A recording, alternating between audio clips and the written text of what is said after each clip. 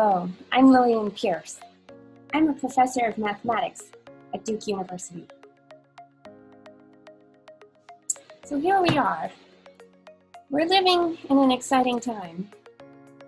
A little bit too exciting. What does it mean to be starting college at this time? In order to get ready to think about that question, I'm going to tell you 3 mathematical stories. The first story is going to be about the mathematics of moving through space and time. For this story, I want to go back about 400 years. I found this picture of a child in 1608. It doesn't look like this child is familiar with the freedom of play. But if you look through paintings from a little bit later, maybe the 1660s, you can see some actual toys being represented in these very formal tableaux. Like in this 1664 painting of the family of Jean-Baptiste Antoine, we see a hobby horse. Or in the painting on the lower right, we actually see a little walker. It's a toddler learning how to walk within a wooden frame with wheels. So let's suppose we're in the mid-1600s, and we're the parent of a little child. Maybe we're dressed like Juan de Pareja or like Susanna Huygens. And our child asks us, build me a slide, please. And let's say that child is very specific. They want the fastest slide in the world. And what does that mean? It means they want you to build the slide in the shape from point A to point B, so that when they get on it, they slide in the fastest possible way from A to B. Now maybe that should be a straight line. Maybe not. Let's think about it. Let's think about what the slowest slide would be. That would be a slide where you never get to point B. So maybe you start flat at point A and you never leave point A. That's the slowest slide. And that might lead us to believe that the fastest slide, instead of being horizontal in the beginning, should be vertical in the beginning. Or we might think, okay, nature likes simplicity. Maybe the fastest slide should be part of a circle, a circular arc. Maybe a parabola, a degree 2 arc. Or if you've been to a modern playground, you see that there are a lot of wiggling slides that go up, down, up, down, up, down. Now this can be dealt with very precisely and rigorously with mathematics, actually with calculus. But remember, we were talking about the 1660s, and calculus wasn't even developed until a little bit later. In fact, this story gets complicated because there were 2 people who developed the notions of calculus independently. One of them was Leibniz, and the other one was Newton. And depending who you were and where you lived, you might think that one of those people was a scoundrel who was cheating and taking credit for calculus, and the other one had actually developed it. Some people thought Newton was the cheating scoundrel, and some people thought Leibniz was the cheating scoundrel. So who actually developed calculus? This is something that Johann Bernoulli decided to resolve in 1696. He had a blog. Well, back then it was an academic journal published in Latin every few months. But on his blog, he posted the following challenge.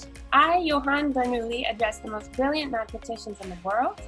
If someone communicates to me the solution of the proposed problem, I shall publicly declare him or her worthy of praise. Now, what was this problem? At the time, it was known as the brachistochrone problem.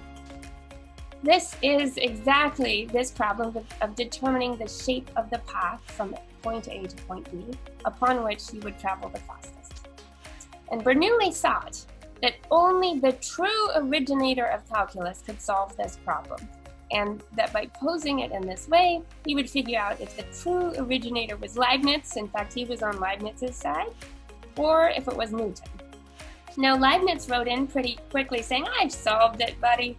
I'm not sending the solution now, but have you heard from Newton? And Bernoulli said, no, I haven't heard from Newton.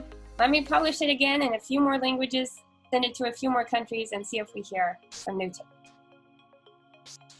Now, within a year, an anonymous letter showed up at the residence of the President of the Royal Society in England.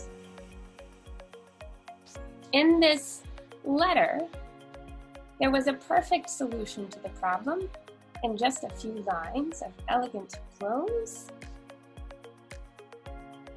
And what was the solution to the problem? It was not a straight line. It was not a wiggly line. It was not a circular arc. It was a very special kind of arc called a cycloid curve.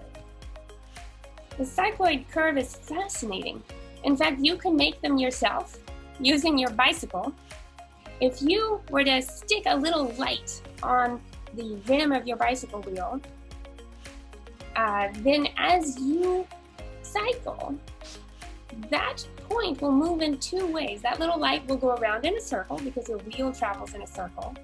And it will also travel laterally in space because your bicycle grips the pavement and moves you forward. And this arc that's traced out by the light, as it's both rotating and moving forward laterally, is a cycloid curve. That is the definition of a cycloid curve. Now, who sent that anonymous letter? Well, at the time, Bernoulli thought that only one person could have sent it, Newton. So as Bernoulli wrote in Latin, tanquam ex ungue leonem, we know the lion by his claw.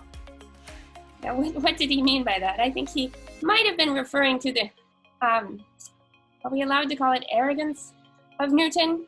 So Newton wrote in his diary at that time that he had been very tired. He said, I did not come home from the Mint. He was working on currency problems for the London Mint until 4 in the afternoon, very much tired, but did not sleep until he solved it, which was by 4 in the morning. So he's claiming he received his mail after a long day at work, saw this bold challenge from Bernoulli and solved it the same day. And Newton is quoted as saying that he was rather annoyed by being bothered by such a petty issue. So he wrote, I do not love to be dunned and teased by foreigners about mathematical things. So he was quite an arrogant fellow, and it was recognized in the brevity and terseness of his solution. Now, the cycloid curve was not just an abstract problem. In solving it, Newton developed the calculus of variations, which is a way to solve mathematical problems that's very important even today.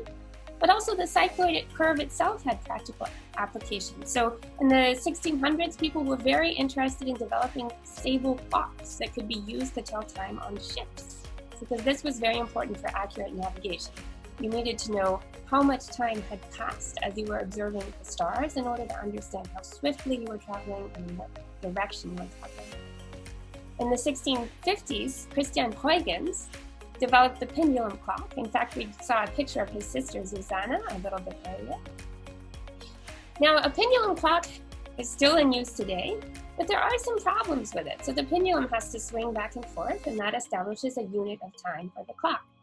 But you could ask, well, what if I pull the pendulum really far and it has to swing a broader distance? Is that going to enlarge that unit of time and distort my clock? Well, maybe so, depending on how your clock is manufactured. What Christian Huygens discovered is that the cycloid curve fixes that problem completely. This incredible shape of curve has the property that no matter where you release the pendulum, if it's traveling on this special cycloid curve, one revolution takes exactly the same amount of time, no matter how far you displace the pendulum. All right, so that's our first mathematical story. Here's our second mathematical story. It's a very short one. It's about transformations in space. For this story, we're going to move forward to the early 1800s when Carl Friedrich Gauss was working. He was a prolific mathematician. I'm just going to tell you about one of his theorems, the Theorema egregium. That means remarkable theorem in Latin.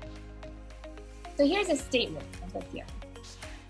It says that the curvature of a surface is unchanged no matter how you bend the surface, as long as you don't stretch the material that it's made.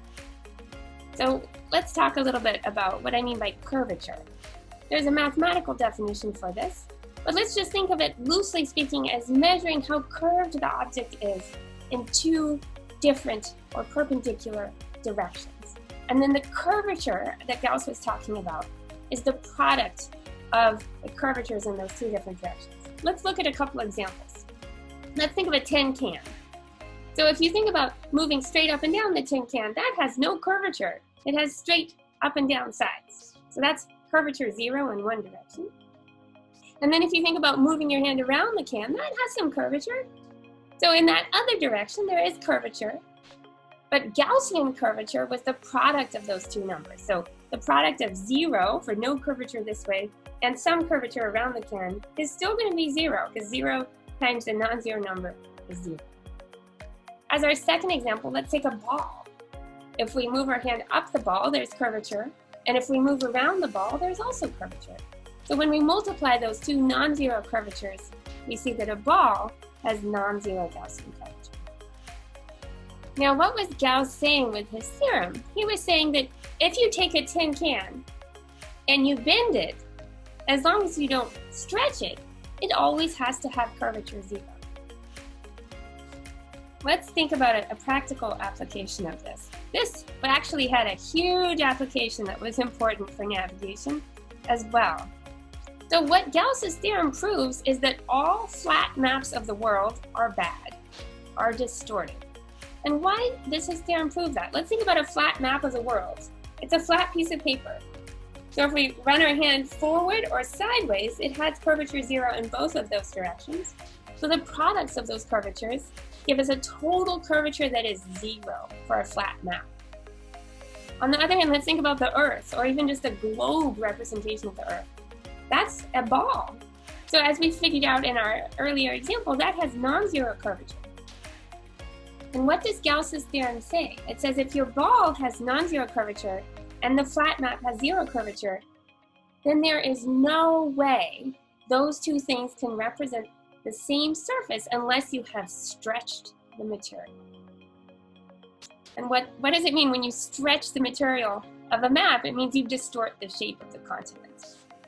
So here, for example, we see the Mercator projection from the 1500s, and we understand now that this is a very distorted version, a useful version, but still a distorted version of what our world actually looks like. All right, what about a practical application you can use now? So Gauss's theorem also tells us how to eat pizza neatly. Let's think about a slice of pizza in the pan. It's flat, like a piece of paper. It has 0 curvature in both directions. So when we multiply those two numbers together, we get Gaussian curvature that's 0. And Gauss's theorem says we can bend this any way we like, and as long as we don't stretch the pizza, it has to keep Gaussian curvature 0. Well, let's think about some ways we could bend it. So I grew up eating pizza. You hold it under the wide part of the crust, and then all the toppings fall off because the pizza slice can bend. That's a bad way to eat pizza, and now I can prove it because the other way to bend the piece of pizza is to bend the widest part of the crust, and that introduces curvature to the slice of pizza. And what does Gauss's theorem say? It says that now that I've bent it in one direction, as long as the pizza isn't going to stretch, i.e. as long as it's actually been cooked, the Gaussian curvature of that slice has to stay 0.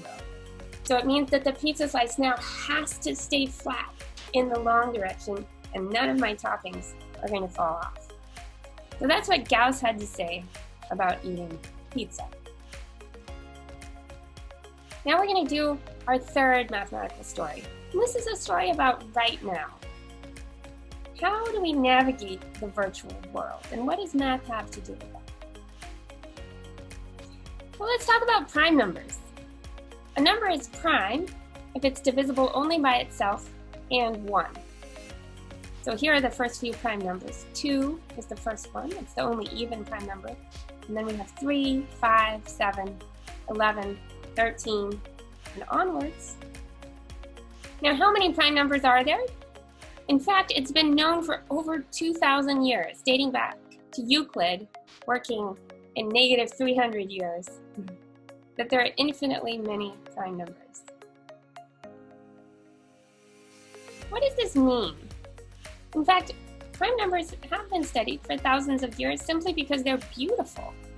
It's an interesting game to some people to figure out as you go through the numbers. Which one's prime? Not prime, not prime, not prime, not prime. like the old daisy games from Shakespeare. But in fact, prime numbers are not a game today. They form the heart of cryptography. That means secret writing. And there are three ways that all of us are using cryptography right now. One of them is privacy. Another one is private communication with others. And a third one is transactions with strangers. So what do I mean by that? By privacy, I mean keeping our own information to ourselves. By communication, I mean sharing our information with selected others. And by transactions with strangers, I don't mean anything particularly nefarious. I just mean that when we interact in the digital world, we have to establish who we are, we have to establish with whom we are communicating, and then we have to share chosen information. For example, every time I try to buy something online, I have to establish I am someone who will genuinely pay for it. The online store has to establish there's an entity that will genuinely provide me with that product. And then we have to exchange information so that my money reaches them and their product reaches me. And in fact, this isn't just a transaction with a stranger, this is a transaction with something that is an entirely virtual entity, the online store. Right now, all of the modern cryptographic methods involve in some way something about prime numbers. So for example, RSA is a very powerful cryptographic method that in certain levels of strength is now used to protect top secret information for the US government and also information that we are using online as private citizens. And RSA is based on the difficulty of factoring a number that is the product of two extraordinarily large prime numbers. Now, if you know what either of those prime numbers is, it's easy to do the long division and figure out the other one. But the point is, if you know what neither of those prime numbers is, and they're both extremely large, it's hard to figure out what they are. This all raises some questions. So how do we know if cryptography is working? If a website is really secure, if our email really is private, if our phone calls really are private? It's very hard to tell because cryptography is complicated. And in fact, security companies use pictures or photographs of digital locks when they advertise their process. Not digital locks, but real life locks with keys, because we feel like we understand what a lock does, even if we don't understand cryptography. So as individuals, how do we know that cryptography is actually working for us? Here's another question. What does privacy actually mean to us as individuals? How much do we value it? This raises another question. Who should have privacy? Suppose we figure out that privacy really matters to us. But we can also think of scenarios where each individual of society having privacy could endanger certain aspects of our lives. What does that mean? Is privacy a human right? Or is it a privilege? That is a very complicated and extremely important question. What this means is that if you work in cryptography, you are at the intersection of three enormous areas of human thought. There's the technical expertise in mathematics and computer science. There are the moral questions, and then there are the legal questions associated with privacy and the flow of information. These three stories show us, in a nutshell, that mathematics has always had connections to human life, to practical applications that change how we can live and how easily we can live and function in the world. Back long since before the 1600s, we knew about these applications, but the import of these applications of mathematical thought to human life have just grown vastly. They've exploded in the last 2 decades. What this means is that today, if you solve a math problem, you may not be solving one isolated little problem. It may have huge connections to lots of areas of human life. In fact, it isn't just those 3 areas I mentioned, the technical, the moral, and the legal. Questions in cryptography and the implications of those questions also relate to the military, to the financial world, industrial secrets, economic losses if the cryptographic protocols of banks or stores are broken. Educational consequences, if the data of students is being gathered from kindergarten on in some third-party database. Governmental questions, questions about medical privacy versus the transparency of medical research. Historical questions about how privacy has been used in the past in good or bad ways. Social, international, environmental questions. Storing data and performing security protocols uses up an enormous amount of environmental resources, we're starting to realize. Psychological questions, questions of surveillance, linguistic usage, safety, politics. This is getting really complicated. What does it mean for things to be so complicated? It's not just about cryptography. No matter which expertise you choose, no matter how narrow you decide to make your focus, the question you want to answer in your career, there are going to be ways to see it in a really complicated way. Now, that's a good thing. That makes life exciting. And what you're going to do now in college is prepare yourself for these complications. You're going to build this portfolio of courses that help you see connections, that help you build multiple kinds of expertise, and that also help you connect to other people's expertise, because it's not going to be just you trying to solve these complicated problems. Each of your friends at college is also going to be building these portfolios, discovering connections, finding completely unexpected interests, finding ways you can share and collaborate. It's going to be an amazing time. It's also an exciting time. It's a little bit too exciting. So what does it mean to be starting college now? Well, it means that you're going to have some challenges that your professors maybe didn't have when they were in college. It's also going to mean that we will really appreciate having you join us with your new expertises, with the toolbox of connected skills that you're going to build during these 4 years. We are going to need you, and right now we are going to help you learn, find your new interests, build your knowledge, so that we will figure out these complicated problems together.